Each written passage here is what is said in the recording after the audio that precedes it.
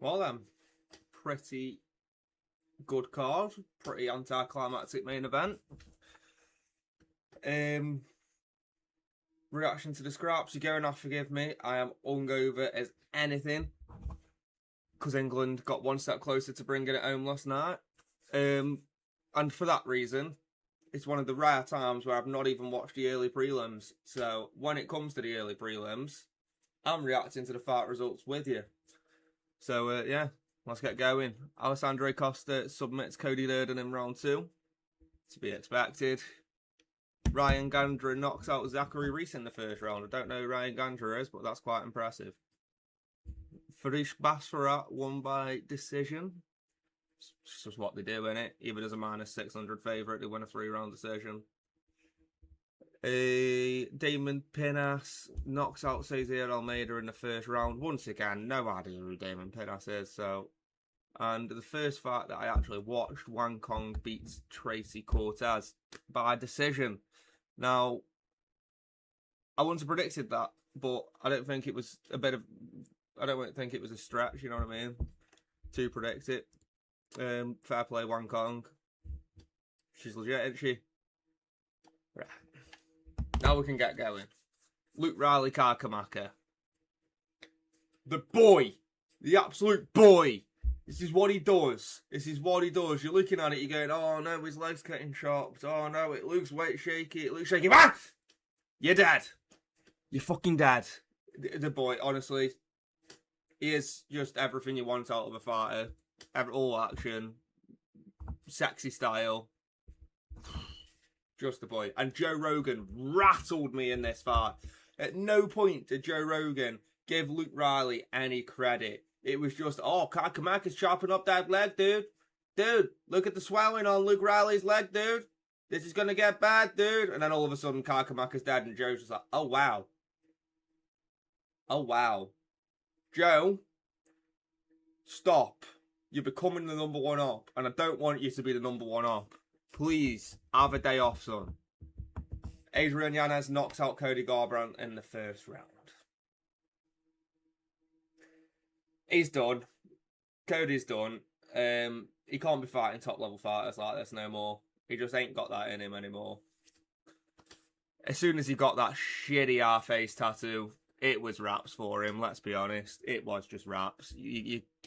That's like the most midlife crisis thing I've ever seen. Adrian Yanez, sick boxer. It's not surprising in the slightest, to be honest. So far, we're 2 for 2 on predictions, although I did say Adrian Yanez would win a decision.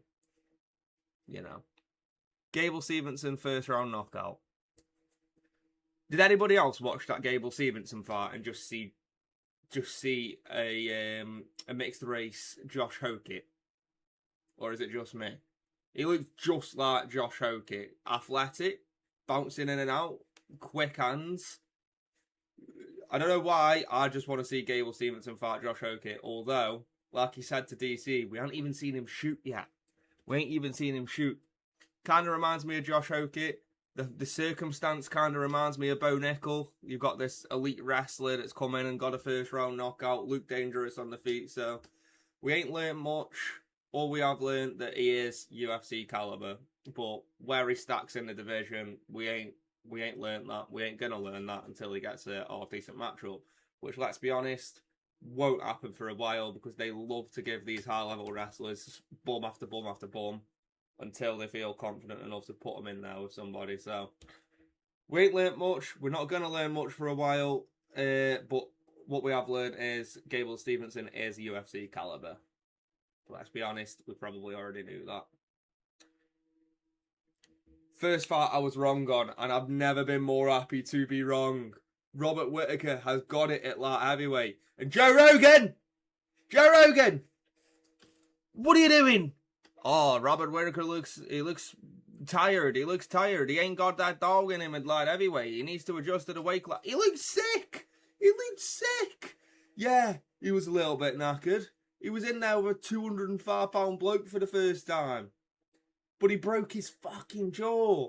Robert Whittaker can do shit at this weight class, boys, I'm telling you. Robert Whittaker... Mate, I was so buzzing to be wrong on this. Nikita Krill... The first round was what I expected. I expected that for the next 2 rounds, though, and Robert Whittaker was just like, nah, you're getting boxed up, son. You're getting boxed up. As soon as I saw him throw that ducking roundhouse kick at the end of the first, I was like, yeah, we're cooking. Now we're cooking. Give me Robert Whittaker, Paulo Costa at light heavyweight. Give me that, please. That'd be brilliant. Although Paulo does look dangerous at light heavyweight. But yeah. Up the boy. Getting it done. Bobby Green, Terence McKinney. If you think that fight was rigged, you're on the spectrum. Need I say more? That is just what Terence McKinney does. Oh, what? I haven't finished you in the first couple of minutes, and you've hit me with a couple of teeps and a couple of bloody body shots. Oh, what? I suppose I'll just go down. It's not rigged. That's just Terence McKinney.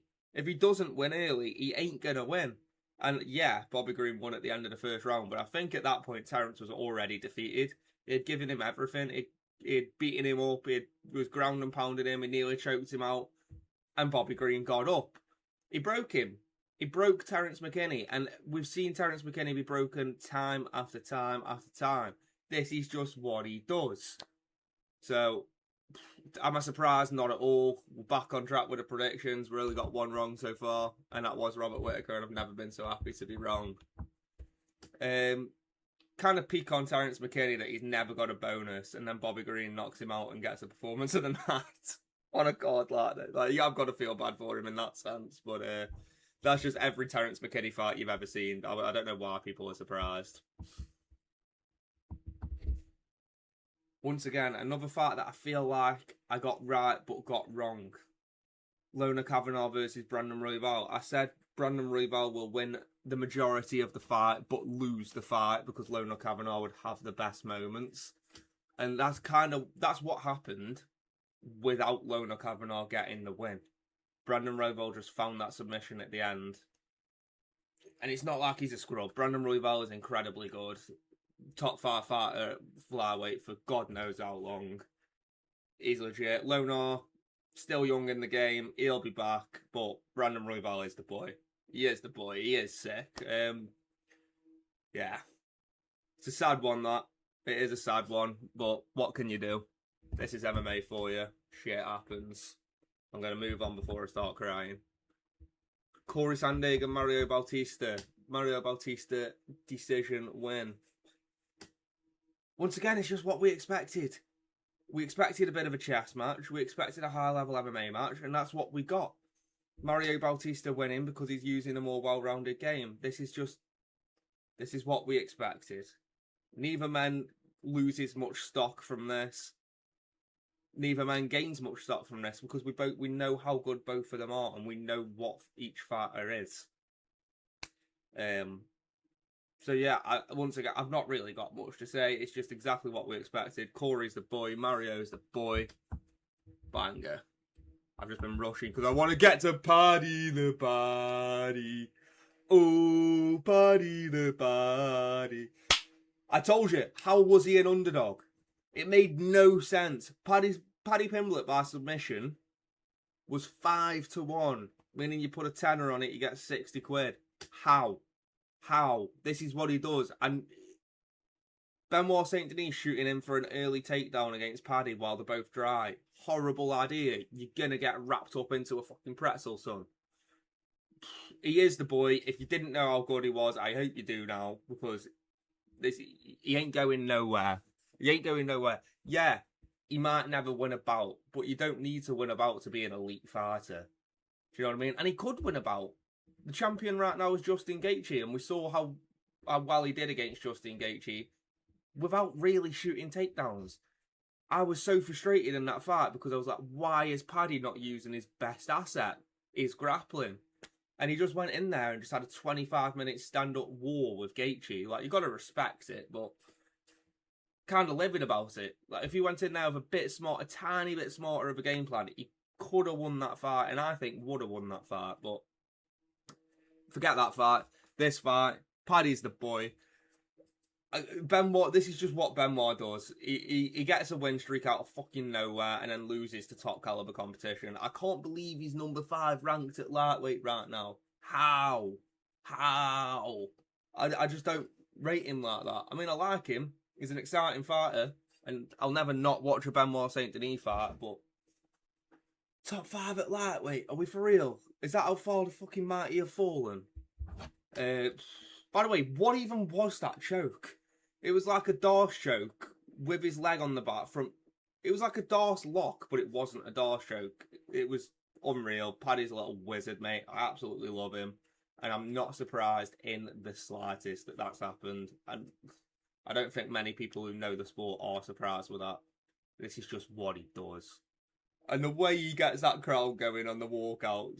Mike Tyson and John Jones going. Dun, dun, dun, dun, dun, dun, dun, dun, just loving the life. He is just... Paddy is MMA. And he might be the new biggest star because the biggest star is absolutely finished. Finito. I never want to see Conor McGregor fight again, and that's not a sentence I ever thought that I'd say, but it's becoming sad to watch. At the end of the day, he's 37. He's had one fight in the last 5 years, and he couldn't fight. He just could not fight. There's clips circulating of backstage. Him kicking the pads and looking half decent, but every time he kicks the pads backstage, you can see he has a step and a shuffle. A little step and a shuffle. Then when he's walking out and he takes his shoes off, he's stumbling. I've never seen a Conor McGregor walk out looking so nervous. He looks like a lamb going to slaughter on the walkout. Usually, it's kind of Paddy vibes where he walks out and he just fills you with this confidence that he's just going to go out there and shine. We didn't get that this time. He looks like a shell of himself. The Mohawk was funny though. The Mohawk was funny. We got to admit. But yeah, it was sad to watch. If you know your leg's finished, why are you coming out and throwing a jumping switch kick straight away and then following it up with a high kick? Why? I saw a post on Instagram and it was quite funny. It was like, what did you expect? He's 37. He's just had like 3 or 4 years of bashing coke. He's got a titanium shin bone in his leg and he just wanted to hit Max Holloway with it. It's a crackhead idea. That is just the most crackhead idea ever. Why? What else did we expect? And I was like, you know what, mate? That's a banger. I'll give you a like for that. Because it was just true. He came in here with all this crackhead energy. Obviously, he's sober now and he's found God. But that was just a crackhead game plan, man. I mean, he was compromised going into it. He is a warrior, so he was never going to pull out. I think he's done something backstage. He knows he's finished, but he can't pull it. Just got a yawn coming without consent, man. This is tough. But he knew he was finished, but Conor McGregor is a warrior. He ain't going to pull out right before the fight. Fair play to Max Holloway for not just beating on him. He said he saw his kids in the crowd and was like, I'm not beating on him in front of his kids. He's compromised. There's no point in the fight. But Conor McGregor's lost a lot of stock. The UFC has lost a lot of stock. That's their second to last ever Conor McGregor fight, and they didn't get a fight. That's the most frustrating thing. We just didn't get a fight. Like, if I saw Guru say as well, and it was facts. If you're a Conor McGregor hater, you're fuming right now because you didn't get to see him get battered. If you're a Conor McGregor fan, you're fuming right now because you didn't even get to see him fight. If you're an MMA fan, you're fuming right now because you didn't get to see anything. Like, it's just the worst physical possible outcome. And it was half expected. I mean, you saw my breakdown before, and I didn't think it'd be an injury like that, but it was always a possibility. That was always a possibility. And when it comes to watching Conor McGregor fight again, we don't know that we're going to get a fight. The last 2 fights that he's had have ended with him on the floor screaming, me leg, me leg, me leg. We don't know that we're going to get a fight. I'm not interested in seeing him fight. And even if he goes and fights boxing, yeah, you're not kicking, but you're still using your legs. All your power comes from your legs. All your movement is your legs. Like, it's tough, man. I think Conor said before the fight the biggest battle would be after the fight. when everybody's all over him and he's going to have to try and not have a drink. He was right, 50%. This is going to be the biggest battle now. What do we get from Conor from here? Is he just going to go back to bashing coke and booze? Is he going to just get back in the gym?